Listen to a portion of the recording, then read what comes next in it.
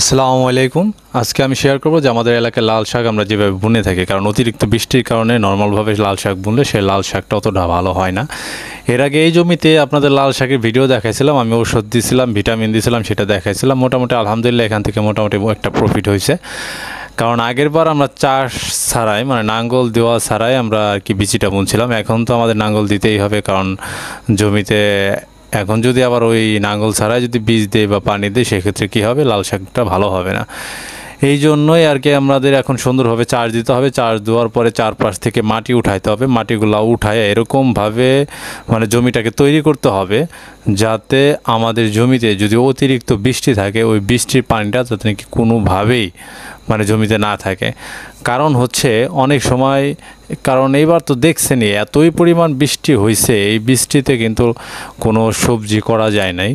কারণ যেখানেই আপনি সবজি করবেন ওখানে পানি বেঁধে থাকে, কারণ বৃষ্টি সবসময় নামতেই থাকে এই জন্য। কারণ যেহেতু এখন কিছুদিন যাবৎ বৃষ্টি নামতেছে না, কারণ বৃষ্টি আবার সামনে নামবে, আবার সামনে যখন বৃষ্টি আসবে তখন ওই বৃষ্টিতে যদি আমাদের এই যেহেতু এখন নাঙ্গল দিচ্ছে, নাঙ্গল দেওয়ার যদি কিছু জায়গায় নিচা থাকে, ওই নিচা জায়গাটা কী হবে, পানি বেজে যাবে। আর পানি বেজে গেলে ওইখানে লাল শাক বা সবুজ শাক বা মূলা শাক যেটাই বুনি না কেন, ওইখানে ওই শাকগুলো কী হবে, আস্তে আস্তে পচে যাবে। কারণ ওটা উঠার পরেই, কারণ শাক জ্বালানোর পরে যদি ওখানে পানি থাকে, পানি থাকার পরে দেখা গেল বৃষ্টি আসছে আবার বৃষ্টি চলে গেছে, তাহলে কী হবে, গর্ত জায়গায় ওইখানে পানি থেকে যাবে, আর পানি থাকার কারণে শাক নষ্ট হয়ে যায়। কারণ বাস্তবে কাজগুলো করা আর কি অনেক পরিশ্রম হয়ে যায়। কারণ এই যে আমাকে এখন দেখতেই পাচ্ছেন যে আমি এখান দিয়ে কি করছি, কোদাল দিয়ে এই পাশ থেকে মাটিগুলো সবগুলো সরাই দিচ্ছি। কারণ এই মাটিগুলো আপনাকে সরাই দিলে পরে কি হবে, এই বকুলে যখন থাকবে, মানে অতিরিক্ত বৃষ্টি থাকবে, কারণ ভিতরে যে পানিটা থাকে ওই পানিটা আস্তে কী করবে, নিচু জায়গা দিয়ে চলে আসবে। এই একটা হচ্ছে সিস্টেম। কারণ এইভাবেই যখন আমরা করব তখন এই পানিগুলো চতুর্পাশ দিয়ে এইভাবে নেমে যাবে। কারণ চতুর্পাশে পাশে এইভাবে যদি আমরা করে দিই, আমাদের এই ধানের জমির পাশে একটা নেল, মানে ওইখান দিয়ে মাটি কাটার মতো অনেক নিচা আছে, কারণ ওটা আমাদের নদীতে পানি চলে যায়, আমরা ওটার সাথে জয়েন করে দেবো, যাতে অতিরিক্ত পানি হলে তখন আমরা ওটার সাথে পাঠায় দিতে পারি। কিন্তু আজকে এতই পরিমাণ গরম ছিল যে এক ফোঁটা বাতাস ছিল না, যার কারণে আর কি কাজ করা আর কি অনেক কষ্ট হয়ে গেছে। তারপরও কি করার, কষ্ট তো করতে হবে মাঠের কাজ। আর লাল শাকের বিষয়টা হচ্ছে, আপনি লাল শাকের বেশি একটা খরচ হয় না যদি আপনি ভালোভাবে বানাইতে পারেন।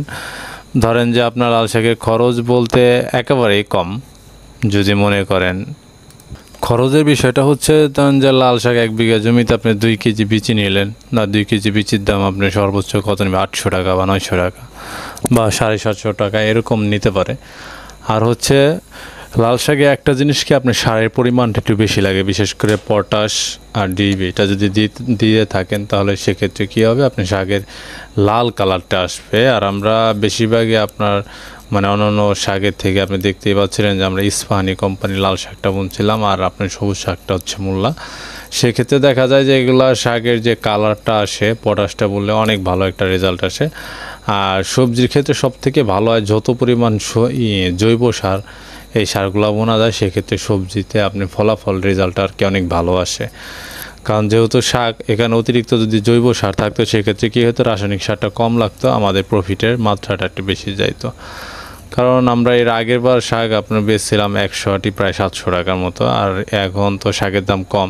আবার এখন আমরা নতুনে বুনতেছি আমাদের কিছু একটা জমিতে আর কি লাল শাক আর মূলা শাক এটা জ্বালাই গেছে, কারণ এবার আমরা গ্যাপ দিয়ে বুনতেছি। আগেবার প্রতিতে বুনছিলাম যাতে নাকি আমাদের উঠাই সাথে একটু কষ্ট হয়ে গেছিলো, এবার আর কি অল্প করে বুনতেছি যাতে নাকি আমাদের একটা শেষ হলে একটা উঠাইতে পারি। আর বৃষ্টির কারণে আর কি জমিটা অনেক ভিজা থাকে, কাদা থাকে, সেক্ষেত্রে আর কি এটা পরিশ্রমটা আর কি বেশি হয়। তারপরে আর কি আমাদের এই জমিতে আর কি যে মানে নরম থাকে, তারপরে সাইডে মাটিগুলো উঠাইতে অনেক পরিশ্রম হয়।